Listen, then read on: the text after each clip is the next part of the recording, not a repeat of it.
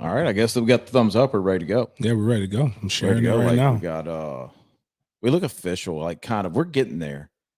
I wouldn't call it like it's not all the way there. It's not even close to all the way there, but we're better than we were last Wednesday. Right. Well, better than we were a month ago. Progress. Right. That's all you can ask for is just progress. It is the Sports Den brought to you by ABC Fine Wine and Spirits. Make sure you get to ABC for all of your liquor needs, your beer needs, your cigar needs, whatever it is that you need. It's football season, bro. Like it is college football season. We are here now. So just get to ABC. We know y'all are going to be drinking. Facts. Always be celebrating, no matter how good or bad your team is. This football season is going to fly by. You've been prepping your liver for this. Now it's go time. It's go time. Get to ABC.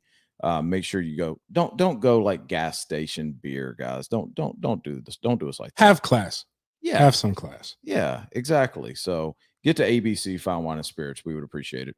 We got a lot to talk about, man. We got a whole lot to talk about. First off, let's start with the Jags, and then we'll get to college football as well. And then I actually have a cultural question that is football related for you. I'm all about this. Is what better way that what a better way to learn. You could Google it, but go in the wrong direction. Social media can lead you astray. Sometimes, if you want to know about another culture, you got to ask somebody of that culture. I mean, I'm going straight to the source.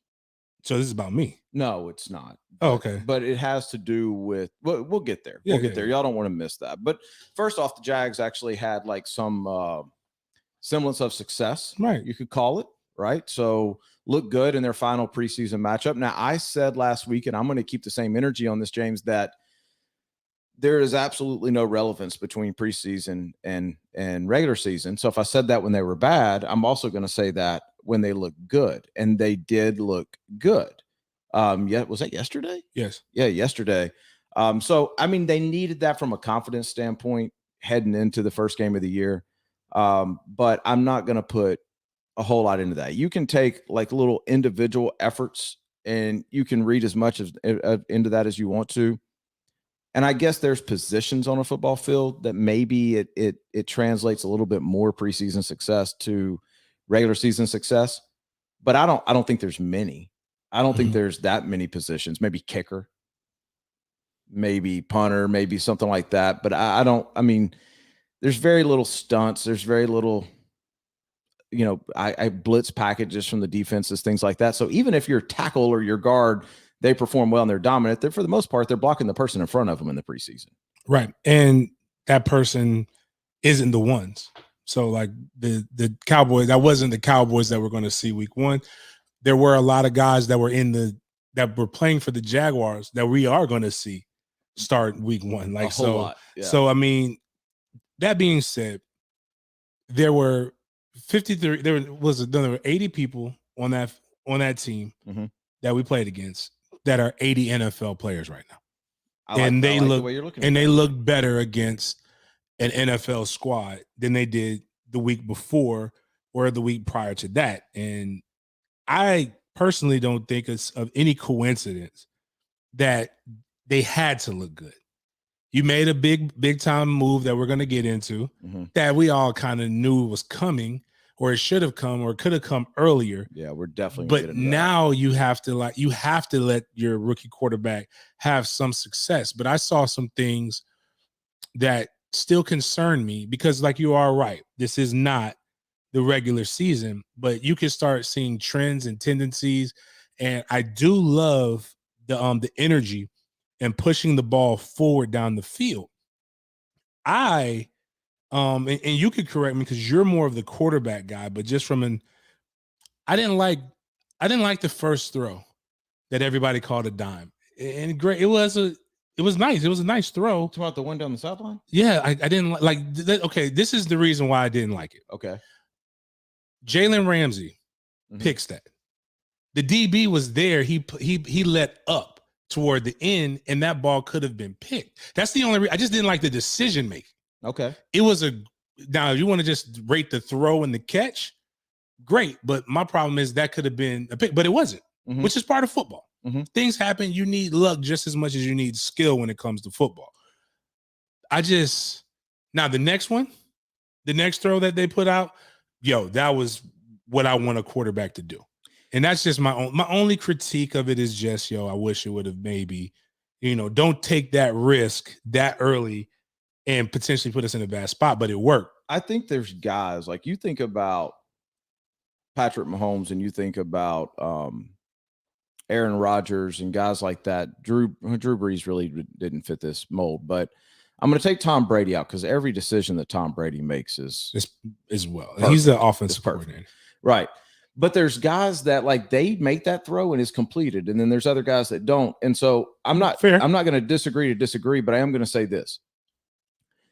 There are guys that can get away with that because there's a certain amount of zip and placement on the ball. And he seems to be, well, let me rephrase this. He's supposed to be that guy based on everything that everybody's told us, me included. Like he's supposed to be in that Pat Mahomes type of situation to where he makes throws that 28 others can't get away with. So I think the observation is good because I am interested to see in the regular season, one, does he make the same throw? And two, what is the result of that throw? I am not one of these. I want to see interceptions in a rookie year. I do, because that tells me you're not just checking everything down and playing it safe. I want you to learn what you can and cannot do. Now, I'm not talking about Jameis Winston number interceptions. I'm not even talking about Peyton Manning. What about Drew Brees? So similar situation, right? Find out what you can and you can't do in the NFL. Don't just check everything down for the sake of having numbers. I think Justin Herbert did an amazing job of that last year. Did Justin Herbert have the interceptions like that? He didn't. No, I think he was. Because I think he was just really good out the gate. He was double digits interception, but the thing that they learned throughout the season, I think they won their last 4 games. The thing they learned throughout the season is what he could and couldn't do. And if you don't know that, I mean, you can't really call a play. So, I mean, personally, I think we saw what we needed to see out of Trevor because nobody got hurt. It means that Herbs and crew played it the right way, right? By playing them as long as they did, everybody as long as they did yesterday. That was the right move because it built confidence. Now, if one person would have gotten hurt, we would be saying something differently. But they've got to win the first game. Right out of the gate, Houston's a bad team. Even though they're, again, you don't know. The D-line has some pieces that are coming from out of nowhere. Yep. Well, I think the kid is great, but I'm biased with DeMarcus Walker's having a great preseason. Oh, I thought you were talking about tape. Nah, not at all. Not at all. God. Like, is he on the team tomorrow afternoon? I hope not. That's tomorrow afternoon, right? Yeah, you're cutting where they have to get to the 53. Now, since we're kind of shifting that way, got a little list. Okay, if you don't mind. A list? Yeah, a list. We're doing list radio. No. Oh, okay. Not at all. Okay. Not my cup of tea. But there's some notable free agents still available that I wouldn't mind trimming the list down to 50. Okay. To pick these, to pick up 3. Because if they're still available, I think they're trash, but they're old. Okay. They're a little longer in the tooth. Okay. They're situational guys. All right. That could bring some value. Okay. To you. Hit me with it. Now, with the cap that the Jaguars have, and like this could be something good. Now, I don't really know if this one guy is on the list. Don't know if you bring him in because you've already got one head case on your team. The last thing we need is an educated head case. But they run a cover 3. If I remember correctly. You're not about to say Richard Sherman. Richard Sherman. Dude, he's out for the year, isn't he? He got suspended? No, he tore his Achilles or something like that. I didn't know he tore his Achilles. I just thought he was I'm pretty sure. Okay, well then obviously he's not on there. Maybe I'm wrong, but I think he's hella hurt. But I'm going to say these names. Okay. Well, most of these. KJ Wright, linebacker. Okay. We're not very good at linebacker still. No, we're not. Geno Atkins. Okay. Not very good at D-line. Olivier Vernon. Yeah. Wow. Man. Wow. He's still available? He's got to be hurt. Okay, maybe. If they're hurt, obviously I don't want them. A head case, but we just had a running back that we just lost. And we can get him with Mintz. Mintz can help develop in his career. And maybe we can get like Donda just dropped. Oh, we can get the Le'Veon Bell album to drop. I wouldn't be mad at that. just another back 1-2 punch. It's really concerning though that he doesn't have a job right now. It's probably because of his locker room habits. It could be when you look at Le'Veon Bell. Has he hit 30 yet? I think he's right at it. Oh, when you look at Le'Veon Bell, this happens a lot in the NBA, but he may have made one of the 5 dumbest contract decisions in the history of the NFL. Oh yeah, he should have took the money. That money in that contract was more than he had ever made up until the point of his career, and he wanted more. Which, bet on yourself. I'm all for that, but like, man, when it don't work, it looks really, really bad, and it looks really, really bad right now. Yeah, I am. Oh, that's right. Richard Sherman had the off the field issue. I just said he's a head case. Yeah, I'm saying we already have one head case, and if you don't know so who the head case is, beating up an uncle, same thing. Sometimes my uncle doesn't know how to use the internet. My uncle's back. Okay. By the way. Okay. I didn't know he was gone. He had left. Okay. And then grandma went to the hospital. She's out now, and then she came back. Okay. I'm not saying that I don't love my uncle. And I'm not saying that my uncle isn't a great man. But what I'm saying is, Richard, I understand. Just sometimes people can just drive you, and if the airport and booking a flight, if you don't know, go listen to some of our past episodes where I had to book a plane flight for my uncle, and I almost went Richard Sherman on my uncle. No drugs were involved, no alcohol. I was stone sober. I just got aggravated going over and over. No, he woke me up out of my sleep. That's the terrible thing. Don't deliver dumb or bad news when I just wake up. Just let me get my coffee first. The cuts do happen tomorrow. The Jags have. Let me get another back. More? Yeah, Todd Gurley. Wow, he fell off. Yeah. Wow, he fell off. Holy cow. Russell Okung. At one point, he was one of the top tackles. But he was the dude that self-repped himself. Yeah, and he's also the dude who got half of his salary last year paid to him in Bitcoin. That doesn't impress me. Well, I mean, you can go buy Bitcoin with your salary. Well, like that's true. You know what I mean? Yeah, facts. I mean, yeah. I'm just saying, like, I mean, he's just flexing that he knows how to invest. He got it before. I think it was pre-tax. Was it pre-taxed? No, I don't know. Whatever. Yeah, no. I mean, it's not my money. I'm just gonna start telling everybody I take my checks in Bitcoin. Like, it gives you instant credibility until it doesn't. None of those names say like. I mean, we got the money. Le'Veon doesn't Bell roll over. Probably is the most intriguing one to me, and any linebacker. Le'Veon Bell and any linebacker. I mean, take a flyer on. I don't know. There's decisions. When we talk about the Jags and decisions, we're not talking about them cutting Pro Bowl players. I get that, right? We're talking about names that really only us in Jacksonville know. There's a lot of tight ends there, and you look at it, and you look at Ben Ellison, and you look at Tyler Davis, and those are two guys that are young with a lot of potential. So, like, somebody's gonna pick Tyler up. Yeah, well, I think either one of them at some point, but the expanded practice squad roster, like I started to get educated on that today. You can only be protected a couple times before you're available. Right. So you got to play that the right way. Are the Jags going to carry 3 quarterbacks? Because they've got 3 now after trading Gardner. They've got Jake and they've got CJ and they've got Trevor, of course. So are they going to carry 3? Because you're not like none of those are going to stick on a practice squad. When you look at the backup situations around the league, right? I mean, Dallas and Atlanta, whoever, like they're looking for the first person that gets cut. So I mean, I think there's decisions that even like Colin Johnson. I mean, what is Colin Johnson? What's he going to be? He didn't get cut.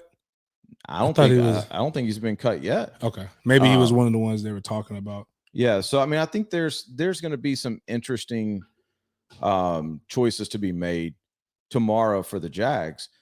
The choice they made to trade Gardner, I'm going to vent a little bit on this, if that's all right with you. Please. For those that don't know, I know Gardner really well, work with Gardner, and that's my dude. Like, I mean, he's, we talked about this last week. There's guys that train with us, and then there's core guys that train with us. And I consider a core guy somebody who's in there all the time. and that's Gardner. Gardner's one of our core guys. Back in May, April, May, that area, I told you, and then I dropped all kind of hints that Gardner was about to be traded. Right. And the team that he was going to be traded to was the Eagles. I didn't just come out and say that. There's two teams, but yeah.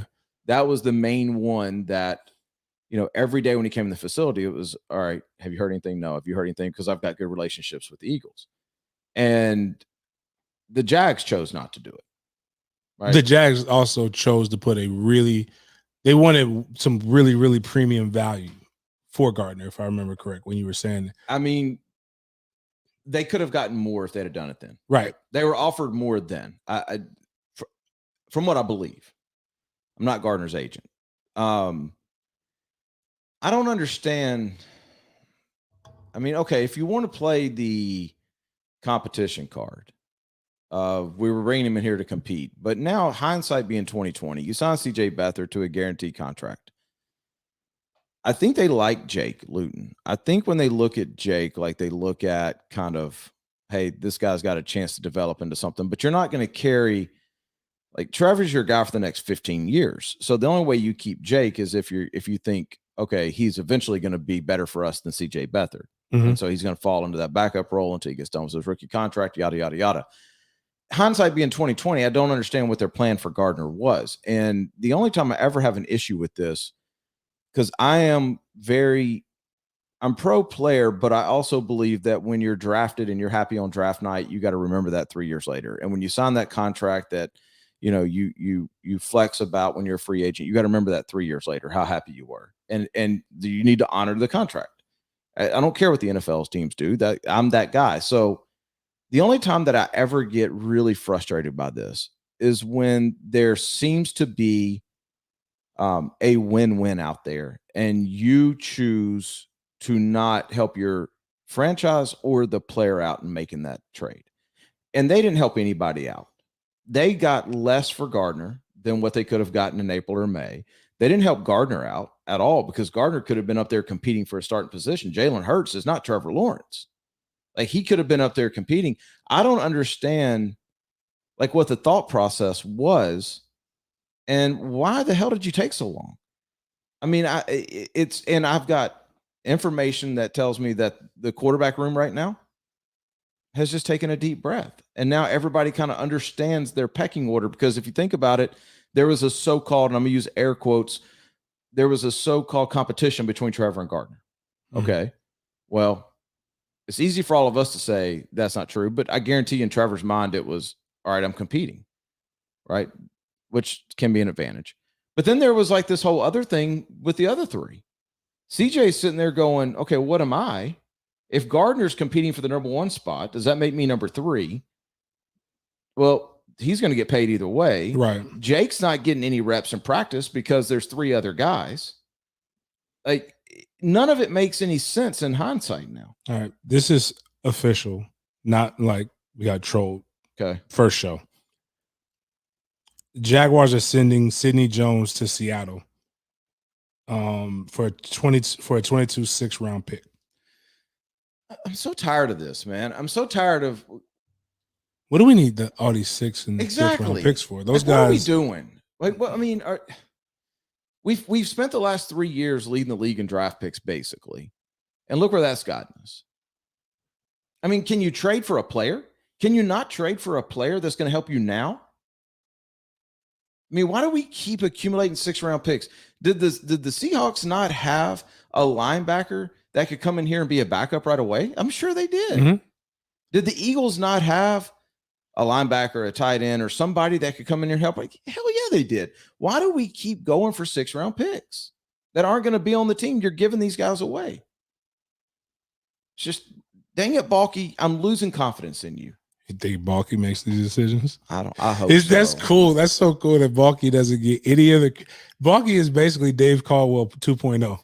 He doesn't get any of the credit for building the team, but he gets all the blame for the team stinking. You know who Dave Caldwell? You know where Dave Caldwell's at now? Philly. Yeah. Yep. So reunited with Gardner up there. So Gardner's like, I mean, I'm happy for Gardner. I talked to him a good bit Saturday when it happened. and talked to him yesterday as well. I've talked to the Eagles. Like, everybody's happy here. Gardner's super excited. It's a great opportunity. Like, I believe he'll get a chance this year. I'm not a Jalen Hurts guy. And I've said that. To go look at the completion percentage, go look at the balls that he threw last year. Gardner is a better player than Jalen Hurts.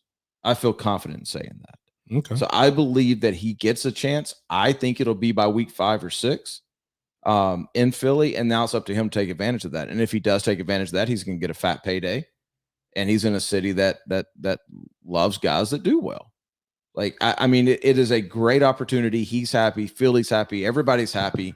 I just don't know why this couldn't happen in April or May. And the theatrics behind the scenes didn't help either. Gardner, I don't think this was theatrics on Gardner's part, but when you realize what happens, I'm not showing up either. So you don't show up for OTAs. The OTAs, the conversations that were happening. Well, he could pout all he wants, but the different things like that. Like, he's got to get here. He's got to be our number one. He's got to be this. Things that Urban said, I've never, situations where, hey, I'm used to my quarterback being here, but then again, Urban not realizing he's only coached college. So, like, your quarterbacks have no choice but be there, or they're going home. And then Urban's making the comment yesterday about how he got emotional telling Gardner, well, man, if you like the guy that much, then why were you leading him on? Well, if you're getting emotional cutting guys, you may not have the heart for this or the stomach, because you're going to have to cut. Like, there's, you saying he's already got heart problems? Yeah, mentally, your brain might not be able to handle this. And I say that because, tongue in cheek, like, we've all seen Any Given Sunday, right? Uh-huh. So Any Given Sunday, you've got basically the old veteran, and he's got to go. Yep. He's got to move on, and he won't. And you've got to be able to put the person down. You got to be able to take the old yeller to the back of the barn.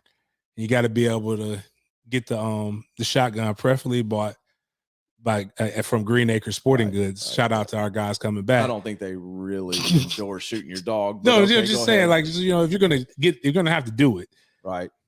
Buy it from them. Yes, and tell them that we sent you. Right. Anyways, but point is please don't go shoot your dog. Yeah, don't shoot your dog. Or a person that's getting older. Yeah, as James is suggesting. Herbs has got to get over this stuff, and this is what those comments. Herbs. What those comments. But I'm saying, what those comments sound good. When you should make those comments. College. Yeah. When he got hurt, it just did something to my stomach. Like, a perfect example.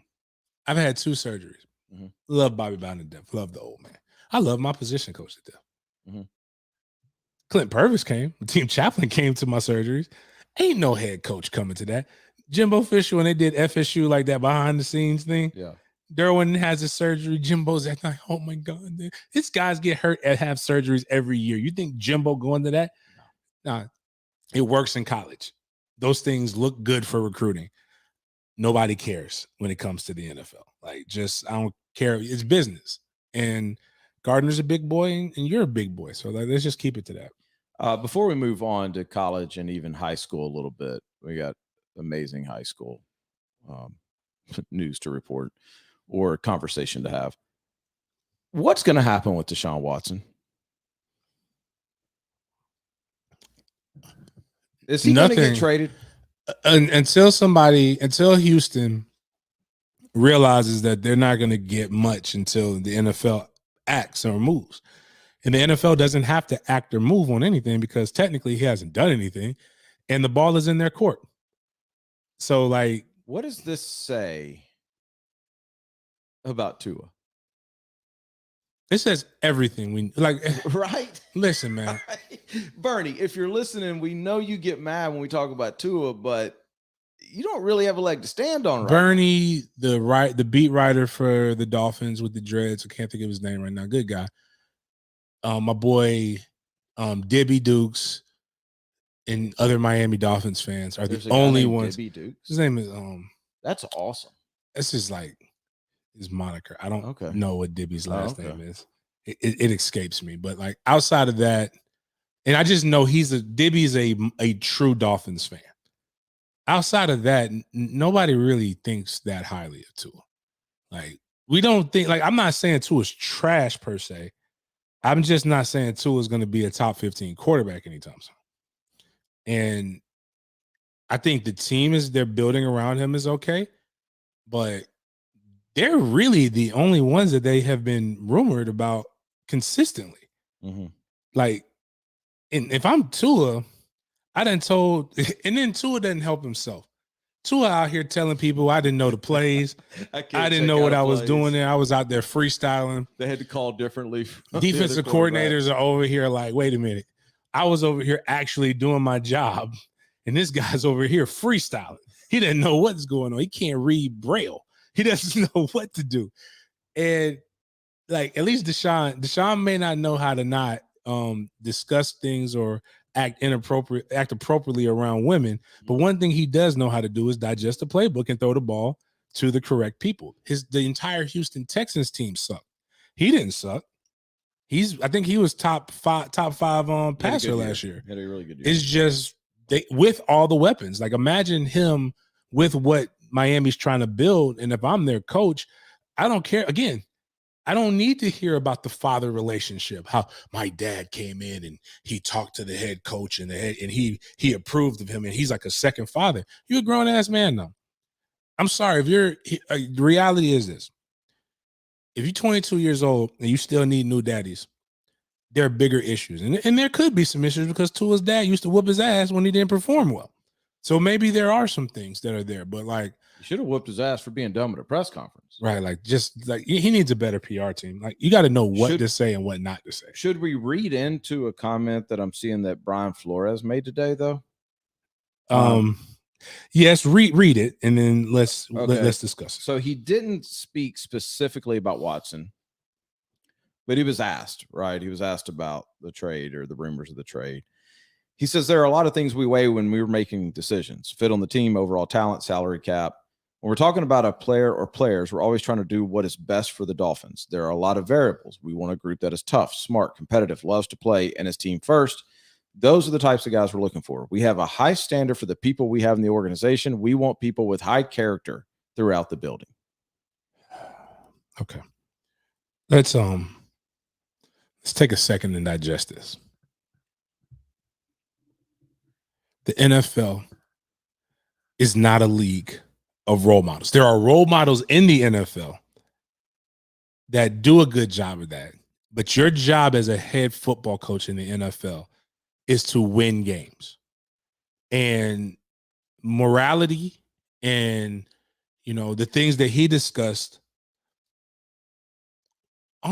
they kind of are tangible, but they're fluid. Like, he hasn't been arrested for anything. Right now, as he said versus she said. I believe when 100,000 women come out, that at least 2 of them are telling the truth. There's a difference, though, in legal and character, bro. Right. Okay. Brett Favre, one of the best quarterbacks. Mm-hmm. Out here, I think he's married or was married, out here sending pictures of his penis to other women. He'd been in the league for 20 years. But what I'm saying is, that ain't just start. He didn't just start 20 years down the road and hey, I'm going to. Typically, you've been sending penis pics for a while and you just got caught. When he got in the league, they didn't have cell phones. Now, you can't take a penis pics with a Polaroid. He tells the wide receiver, his number one wide receiver, who's in a contract extension year, you need to come back and you need to stop trying to milk them for as much money as you can. Mm-hmm. And then the next year, he tells them, I'm not coming back to training camp. Again, he's Brett Favre. The turd, the talent rate index, what you said. He's also a high interception guy, but he's won you Super Bowls. He's done a lot of the different things. He was also there. So there is some loyalty that's built in. People thought Dan Marino was a dick when he was down in Miami. Mm-hmm. Actually, it's funny the Dolphins are saying this.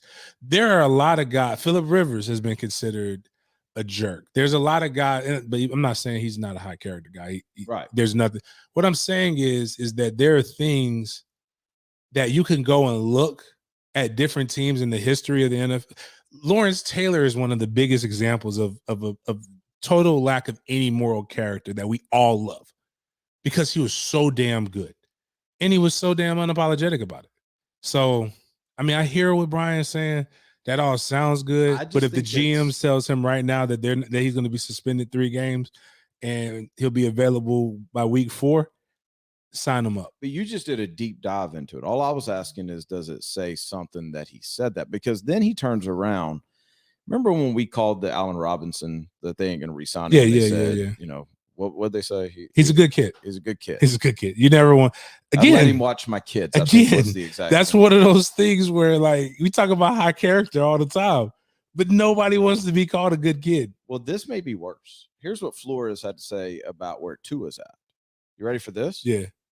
He has taken a step as far as leadership and working with his teammates to get things right.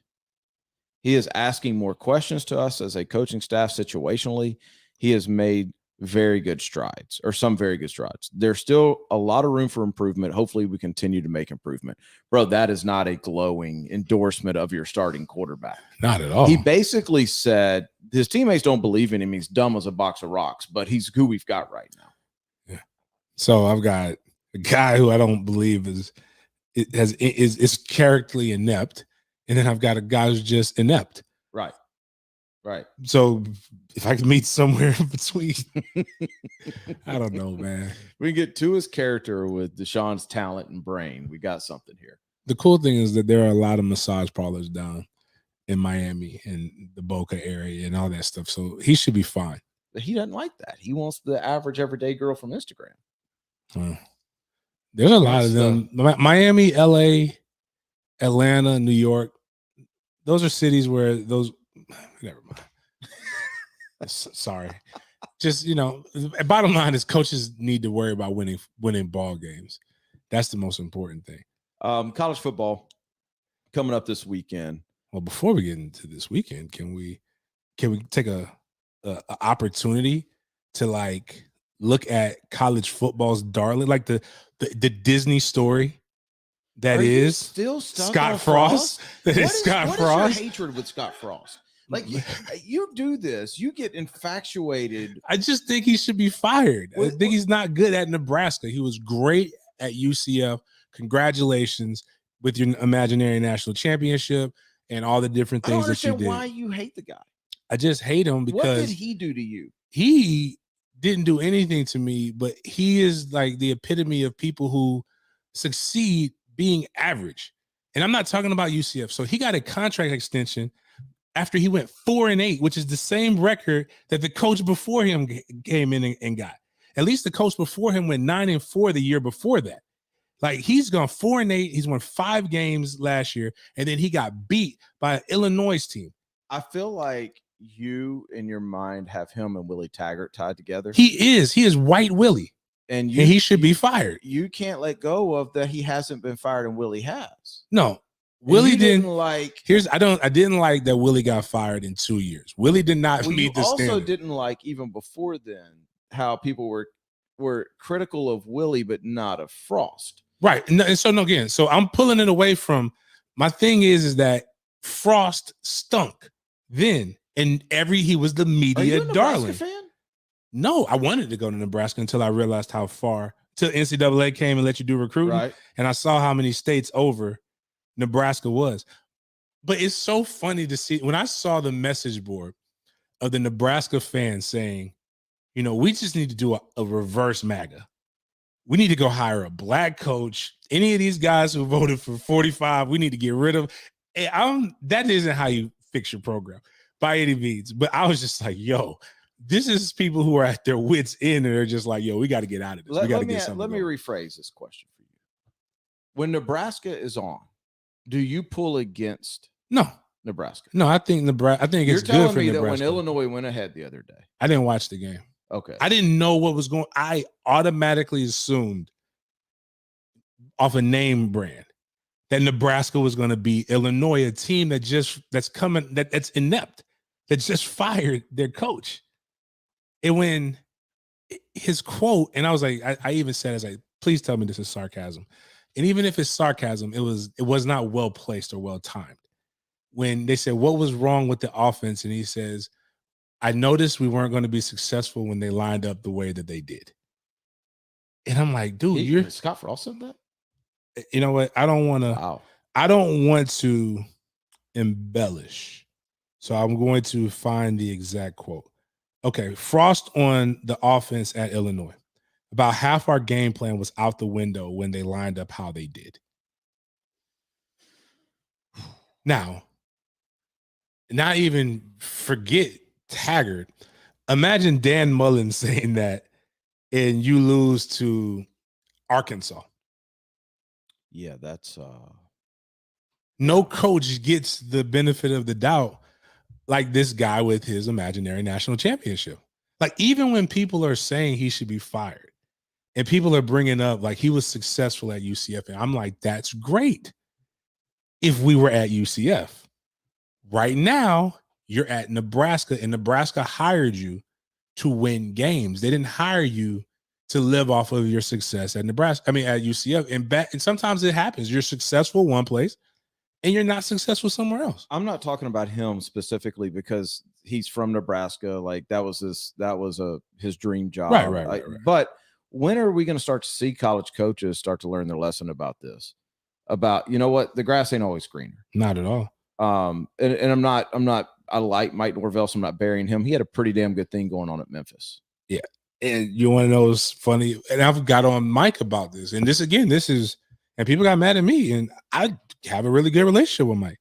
Mike was literally on a Memphis TV show the year before, like that, the same year he took the job in Florida State. And they asked him about him taking a Power 5 job. I remember that. The midget in North Carolina at for the Panthers. He's not a midget. I don't he know why looks like a little that. person, man. I promise you, he's 5. He's okay. He might not. We looked it up. He's 6'1". He's not 6'1". He's not taller than my friend name? Sheena. The Carolina Panthers. Rule.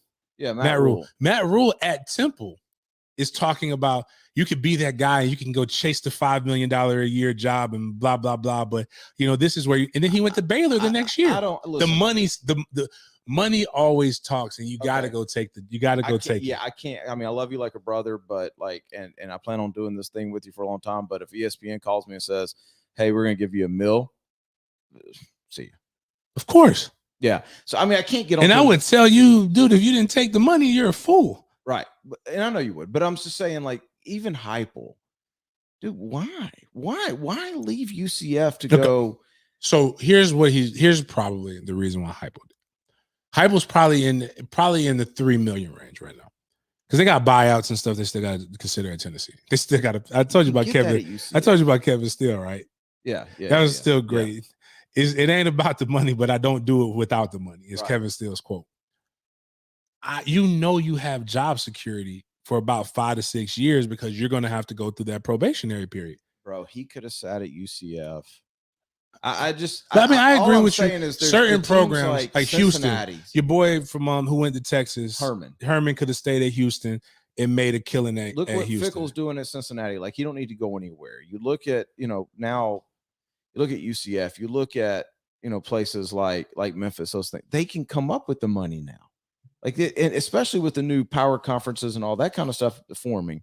Like, I don't know. It's probably another conversation for another day, but college football's coming up in full this weekend. There's some good games this weekend. I have a question for you. I got to make a decision on this. In fact, I'm getting a text now asking me to make a decision. I have the opportunity to have a weekend that goes like this. Thursday night in Orlando for UCF, Boise State. Ooh. Okay. Saturday night in Charlotte for Clemson, Georgia. Okay.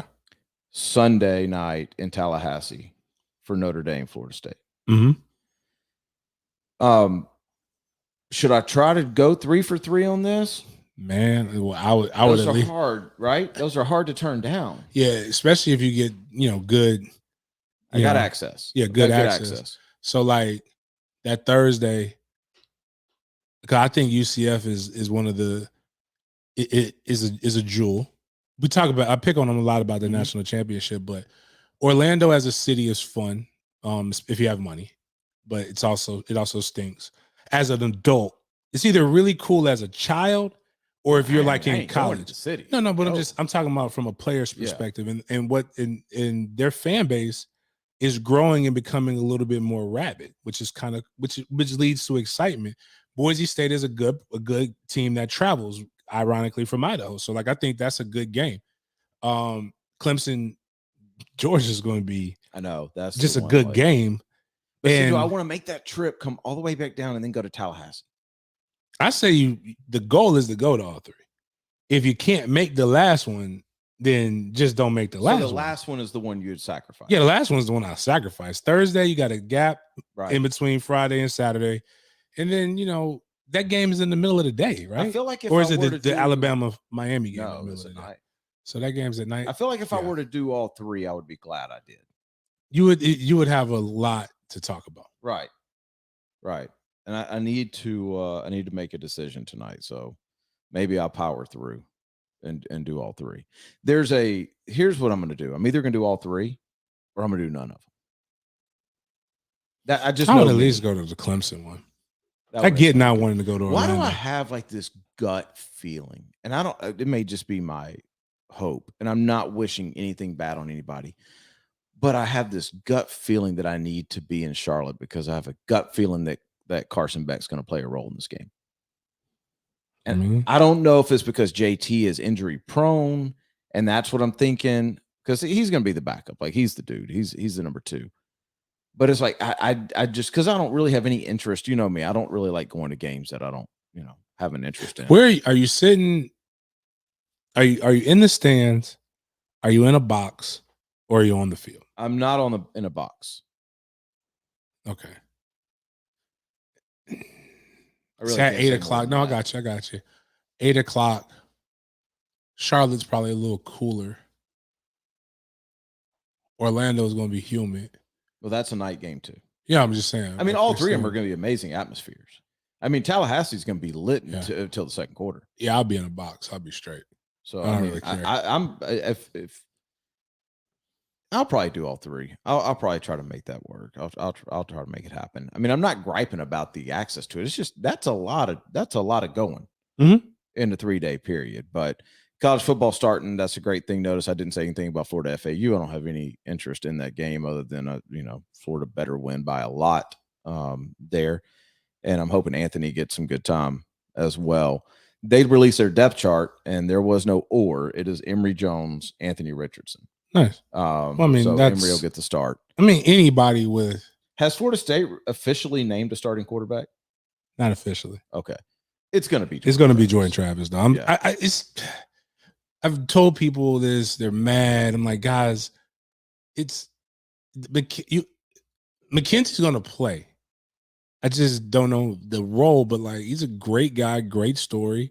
What? Why would he play? I mean, I'm just saying because Mike puts in. I think if he plays, you got a problem. I think if he plays, he can't finish a game. Like, so here's my thing. So, in FSU fans, I'm a logical person, and I know some of us we haven't been logical. We don't make logical choices. Like, we haven't made logical choices since before Jimbo. Jimbo being the coach in waiting might have been the last time we thought logically. Everything we've done since the firing of Jimbo, the hiring of Tag, the firing of Tag. And again, I like Mike, but I'll say the hiring of Mike might have been, some things might not have fell into place the way they needed to fall in. But you tell me this. Even the way that y'all were paying assistant coaches was right. It's weird. But you tell me this. In the history of football, in your history of football, you know, and coaches, and I'm going to lean on mine. Okay. When you're nearing a game, the first game, do you pull reps from your young starting quarterback that hasn't been there? Or do you make sure he gets the same amount, or you increase his reps? You ramp him up. Okay. So I'm all for load management and things like that. Now it's not the time. But now's not the time. Right. And I'm like, guys, y'all are saying, it's got to be McKenzie. McKenzie hasn't practiced. Like, why would you want him in there? And again, just don't shoot me. Just use the logic. Just use the logic. No, it's people that have this fantasy of Mackenzie Milton being the Disney story, coming back from this horrific injury, right, and going back to what Mackenzie Milton was. And if Mackenzie Milton was what he was at UCF, he'd be the starting quarterback anywhere he wanted to be. he wouldn't be at Florida State. He'd be the starting quarterback at UCF. And I know nobody wants to believe that. Now, DG's pretty good, bro. But Mackenzie Milton 2017, 2018 before the injury good. Yeah, I'm not saying he wasn't good. That's true. But and that's all I'm trying to tell people is just it is no knock on Mac. Yeah. Whoever to me, like I always did, like, I don't care. I'm not playing anymore. I want the best quarterback to go out there. Now, I will say now that maybe some I would prefer one over the other, but that's recent. Like that was when I was first talking about the stuff. But I just just watching the practices that I went to, and the vibe, it just realizing seems, how much more you can do. That's the vibe, and he's gotten better as a passer. How is y'all special teams, specifically y'all's kicking game? I don't know. Like Here's the kicker why was just a kicker. It's going to lead me to my cultural question. Okay. Can we make this cultural question brought to you by greenacresportinggoods.com since they're writing us a check? Sure. I was sure. Or were we saving that because we're running out of time? But okay. All right. Well, I guess we are kind of running out of time. So Green Acres. Make sure you get to Green Acres. We were at Green Acres. What was that? Thursday? Yeah. Thursday. No, Friday. It wasn't Friday. No, it was Thursday. It was Thursday. Yeah. Yeah, Thursday we were at Green Acres. Make sure you get by there. Over off of Normandy, go see Z. They got so much stuff, and we're going to be doing a lot more stuff with them in our new format that I think you guys are going to like. You're going to love. But just make sure you get in there. They literally have everything that you could possibly need if you are a hunter. Like you really shouldn't be going anywhere else. They have ammo. I mean, I was looking at their selection of knives. Not like I would need a knife, but I mean, I didn't know there were that many knives available. All kinds. Apparently, knives are a big deal. You know what I learned about the gun community? Go ahead. It's a lot of cap and a lot of liars. And I don't mean that in a bad way. I just think it's a lot of proud that they know the information that they know. Oh, yeah. But their information isn't always right. So we posted the SIG that they had on sale for $9.99, which again, that's out of your price range. Cool. Pick out other guns. You don't have to buy that one. But the first thing, that's overpriced. Blah, blah, blah. See, I had the opposite on mine. So I thought people just hating on you. Well, the problem with that is that Google, you can easily Google the price they're reselling used without the attachments on it for way more than what that was. Just get over there. And I'm like, guys, just go over there, have a conversation with them, talk to them. Like, you'll be like, you know what? All right, man, maybe this is overpriced, but or as one of my friends, Scott, said, anytime I've always heard somebody say something's overpriced when it comes to that community, I ask them to present it to me. Right. Show it to me, and they never can. Z's pretty logical. If you present it to him, he may tell you, hey, that's cool, you should go there. Or he may match it. You never know. There's a reason they've been open for 50 years. Alive. Yeah, alive. So, but anyway, so my cultural question. I've noticed recently, and it's starting to bother me, and I don't understand why. Growing up, James, do black people not kick things? Oh, we kicked the hell out of stuff. People, balls. So y'all do go outside and you do kick balls. Yeah, but like that's not like nobody's going around saying, you know what I want to be? The kicker. Like if you do punt, pass, kick, like black people would just like if that were a part of the game, like you score a touchdown, right? And then you have to like cover the field and like down and back, like with a punt, pass, and a kick, then you'll see more black people. I think there's many white people that walk around saying they want to be the kicker. I think what happens is, and from my experience in the training business, there's that skinny white kid whose dad loves football. Okay. And he's found out that the only way he can get on the field is if he learns how to kick. But isn't there a skinny black kid? No, that kid's picked on. That kid is into Naruto or Dragon Ball Z or what's the little card? Dungeons and Dragons, Shoots and Ladders. That kid has been pushed to the side. Now, it doesn't mean you can't be popular in like those things. It's just that kid typically that's their thing. Because my question, they become hackers. My question is, when I go to any football game, especially at the high school level, Mm-hmm. there can be a team that is dominant everywhere. But if they are a predominantly black high school, they got the guy towing the ball.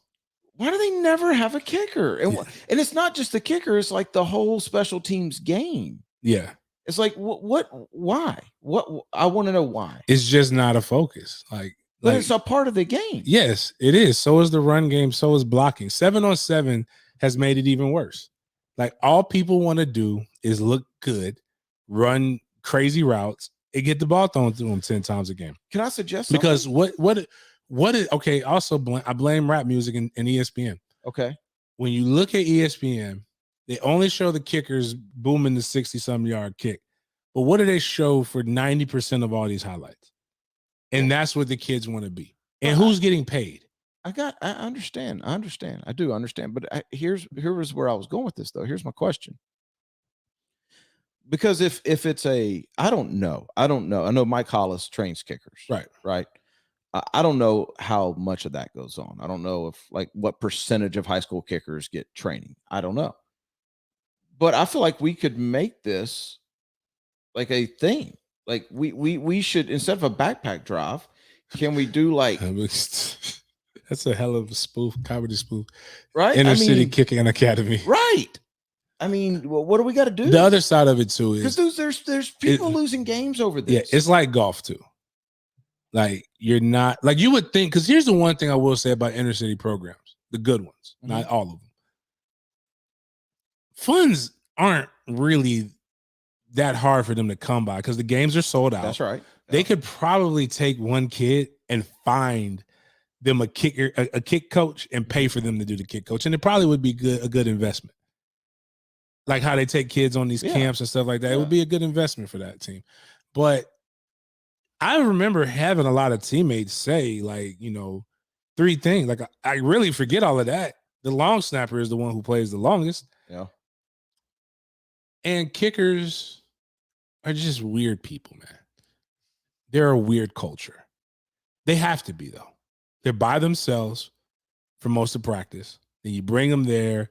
Then they're just happy to be around people. They've been quarantined for an hour and 45 minutes. Since they decided they want to be a kicker. Then they come over, they kick. They don't play the full game. Their whole life is determined upon 5 seconds. And I'll tell a great story. And this is a big game, true gridiron story.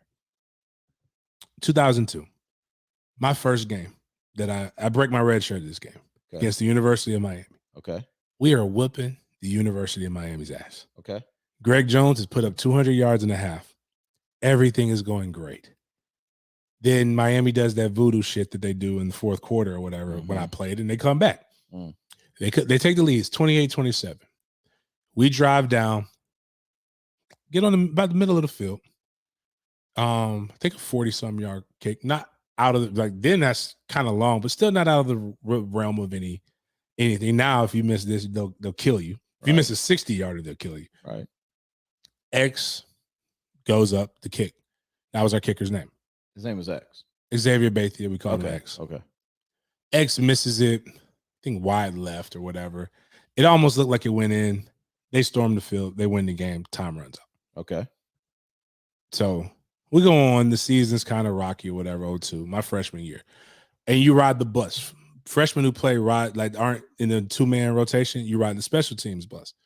We're riding, and I think this is like week 7 or 8. X is like, James, I just thought about it. I know why I missed that kick. I'm like, oh, okay. I'm interested. Why did you miss the kick? He said, well, I take 5 yards back. Then I go 2 steps to the left. Then I do my cross. Boom. I say my Hail Mary. And then I snap it and I kick it. Said, I didn't do my cross. I say my Hail Mary. Me, at the time, not knowing anything, big agnostic, look him dead in the eye and said, that's not why you missed it. He said, no, what do you think? You missed it because you fucking suck. Oh, and then I walked away from him, not knowing that this could mentally mess him up, and he never made a kick that mattered. mental and health he was not your priority. Yeah, it wasn't my priority. Right. And he's actually a good kicker, pretty accurate, but he never made a kick in a clutch situation. And these guys need that encouragement. So last thing, I think. Gotta talk about Bishop Sycamore. Yes. Is that the name of it? Yeah. So ESPN every year does a high school weekend where they show a bunch of high school games, and it's normally either two big recruits playing each other, or it's traditionally very strong programs that you've heard of. Mm-hmm. So this weekend, one of those was IMG, which everybody knows, and Bishop Sycamore, you said? Yeah, that's the name of it. Because it's an interesting story. Well, if you've never heard of Bishop Sycamore, you're not the only one. Nobody's ever heard of Bishop Sycamore. And IMG beat the tar out of them in what looked like a homecoming game. I think, you got to take a step back. You got to understand what happens when they book these games. Like sometimes these games come about quickly, but other times these things are planned out for like a year. And there's, a lot of research that goes into these games. I thought it was like one of those things where it's like, usually if there's an ESPN game and you have any footprint in high school football, you've heard of the school. Right. ESPN admitted that they got fooled by this school because the coach told them that he had a ton of Division I recruits on the team. Well, they didn't have any. And ESPN even said we couldn't verify that. Well, the other thing that came about is this isn't even a real school. It's an online only academy that literally only plays football. Mm-hmm. So now ESPN is taking up everybody's time, and thousands of schools would have been better prepared to play this game against IMG. And they're fielding a team who they just got completely fooled by. How does that happen? Oh, okay. So you haven't. Oh, okay. What did I miss? Okay. The school may not exist. They played 2 games in 3 days. Their head coach is currently has an active arrest warrant. For what? They didn't say. Massages? Possibly. Oh. Most of their players were JUCO rejects. They had nowhere near as many high school kids. You said they played 2 games in 3 days. 2 games in 3 days. Did they win the first one? That part, I'm not aware of. That's critical information that we need to know. Definitely not aware. We should know that. And so you're saying that all these players had exhausted their eligibility? Exhausted their eligibility. They were grown men. They didn't have a roster. It was handwritten. How does this happen, dude? How does it? I mean, forget. Okay, there's terrible people involved for that school. How does this get by ESPN? Well, here's what happens with ESPN. So everybody remember ESPN did the opening, and then they used to do the Nike Combine and all those things. And it's a ESPN is the marketing is the basically the title sponsor. Somebody else does it and puts it together. I think Paragon Marketing is the name. So a PR firm put it together, and they were lied to, and they were told that they have a ton of top ESPN talent. They signed the contract, and then they're looking to see so they could get stories on these guys, and they've never heard of any of these guys. The coach was said to have found some people the day of and brought them onto the field. Oh my God. And was trying to coach them up. One of the addresses. Where are they at? Where are they out of? Columbus, Ohio. Okay. My bad. It's Bishop Sycamore. They're playing Duncanville High School. I don't know where that's at, but they're playing in Texas. They're playing them next on 9-10. It appears to be the address that's listed is a duplex. The other address that's listed is the Franklin University Library Building. This is Bishop Sycamore. They played Saint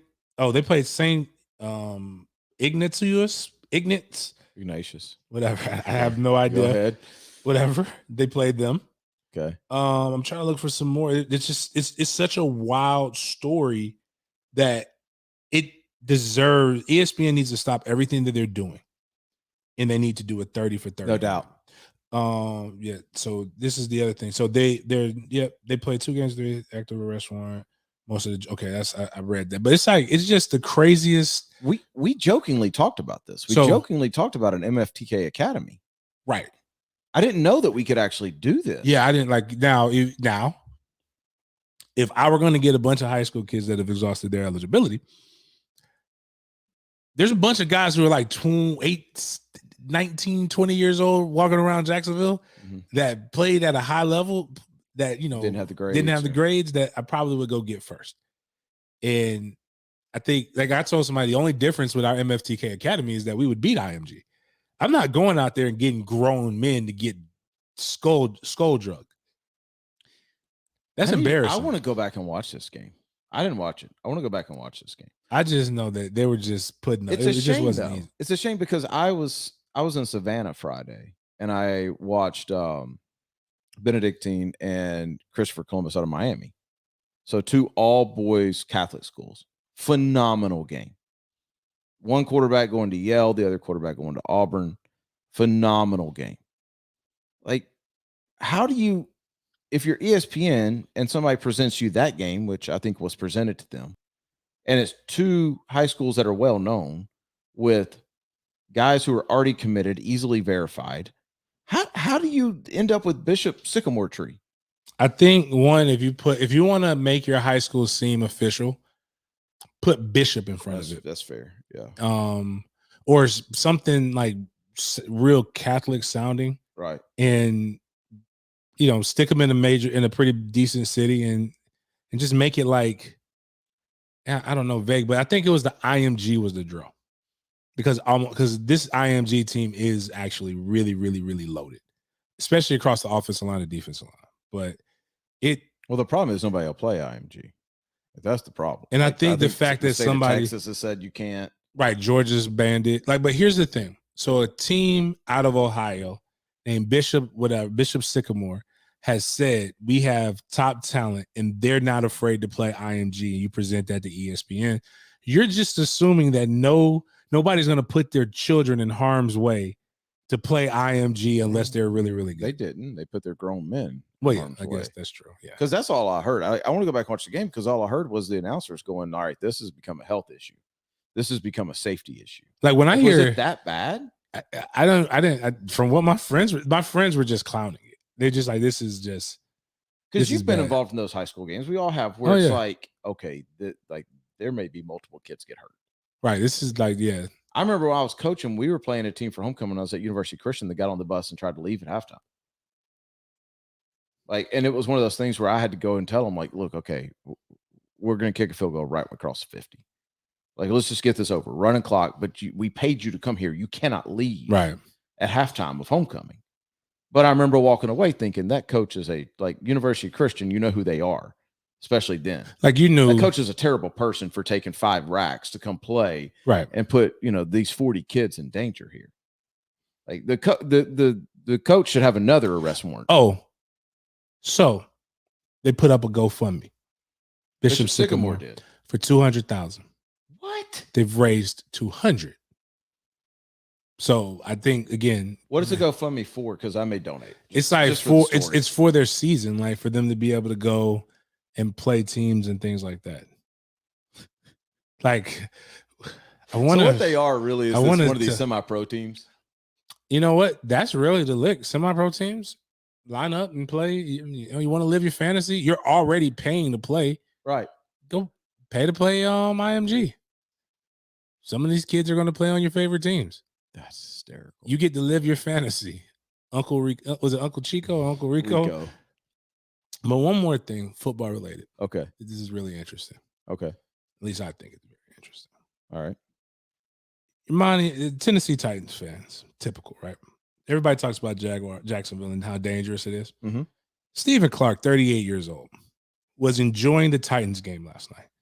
He's a fan of the fullback, saw the fullback screen, was cheering and made him warm, melted his heart, made him warm, said, if we want to win, give the ball to the goddamn fullback. Mm-hmm.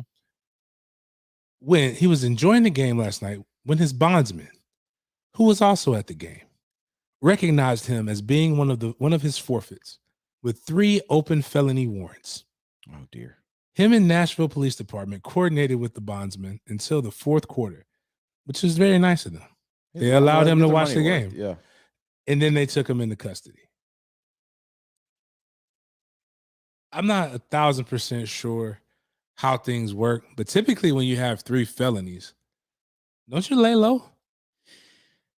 I mean, or do you live your life? I mean, that's what everybody's been talking about. That live your life. Go to a 70,000 seat stadium and your bondsman's going to be there. We've seen this script written. We've seen this script written not this way, but a million different ways. You go to the basketball game. You tell your wife you're not going to the basketball game. You go with somebody else. And then all of a sudden the TV pans on you and she's watching it. Or you're sitting next to some random person in the kiss cam. A basketball game. Yeah, facts. I don't know. It happens so many times on TV that apparently this has happened. Okay. Like the kiss cam hits you and then it's some random person and she's drunk and all of a sudden, boom.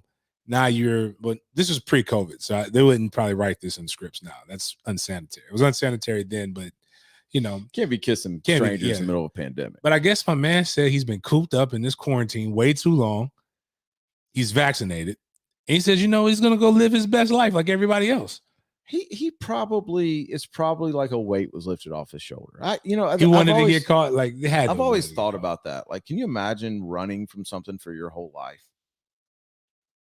Like, I mean, at some point, I would just get tired and just be like, no, I can't do this. Take me in. I would do something like that thinking, okay, it's not the worst situation if I get taken in. That's all I'm saying. I think subconsciously he wanted to get caught. I'm going to go psychology here with that. Is there anything else? No, we didn't get to the Cam Newton stuff. We'll save that. We'll definitely save that. But we're gonna end the show with this. Make sure that you guys are telling your friends. Make sure that you guys are sharing. Please. We're starting this from we're in like my dining room at my house right now. Like we're starting this from scratch. All right. We need y'all's help. So make sure that you tell your friends about the Sports Den. Make sure you tell your friends to go to thehumidor.com.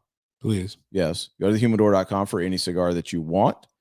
And then what they're going to do is when you check out and you type in Sports Den, all lowercase one word, they're going to give you 20% off because they're just nice people like that. So you need to get to thehumidor.com. Make sure you get there for any cigar that you need or any cigar that maybe somebody else needs and you just want to buy them because you're a good person and you listen to the Sports Den. We would appreciate that. But in the process, make sure you tell your friends. We've got a lot of good content. James and Freddie are doing amazing stuff. What's the name of that? Inside Drills. Inside Drills. We got some more content coming your way. Basically, we're just going to load you guys up with different types of stuff other than the Sports Den, but done by us. It's essentially all we're doing.